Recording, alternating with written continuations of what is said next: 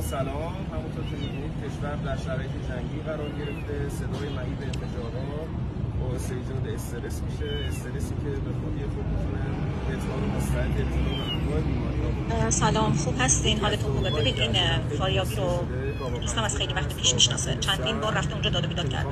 دوستم بنده خدا از یه دست معلول خودش دو تا گربه و سگم داره، امدادی هستن بچه‌اش. بعد دیده که این چه بلاهایی سر گربه ها آورده، چندین بار اونجا درگیری فیزیکی انجام داده. حالا الان یه مدت هم رو اس ام اس اینو تهدید میکنه، همین که پری رو زنگ زده گفته تو دیگه باید از سایت هم بترسی. اتاق فروش غذا، اتاق همه چی هست.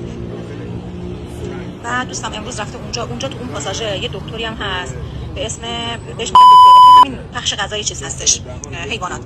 بعد مثل اینکه کلید اون دخمه این فاریابی رو داره، رفتن اونجا رو باز کردن با دوستم.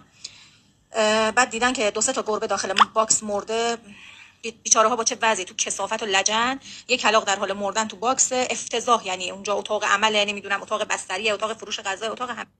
بعد میگه اون یارو دکتر زده به فاریابی، گفته کی میای؟ گفته که 1-2 ساعت دیگه میام، دیگه باید اونجا رو جمع کنم، اونجا انبار باروته. حالا بیچاره دوستم هم هی تهدید میکنه، بهش زنگ میزنه، اینم میگه من دیگه نمیتونم حتی بچه‌مو پیاده روی بیرون ببرم، دارم ازش میترسم. برگشته گفته که پخش میکنم و اینا، خیلی ببخشید. برگشته بهش گفته که کیرم، هیچ کس نمیتونه هیچ کاری با من بکنه. اینا رو تو رو خدا یه پیگیری بکن، حداقل فعلا یه مدت جمع بکنه. یه مدت اینا جمع میکنن، از صفحه روزگار که محو نمیشن.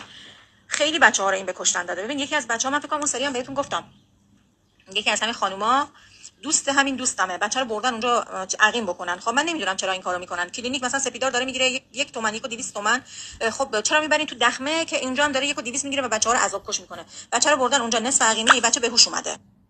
آدم اگه پیش من بود من قطعا اونو پاره میکردم. دوباره بچه رو بیهوش کرده نصف راه. خب بچه مرخص شده، مثلا رفته خونه 2 روز بعدش مرده. مثلا من این مقوله تو مغز من نمیگنجه دیگه. الان واقعا اینقدر عصبیه، مثلا نمیدونم دیگه. اینجور آدم اگه پیش من بود من قطعا اونو پاره میکردم. نمیدونم این مردم تا کی میخوان اینو ادامه بدن واقعا.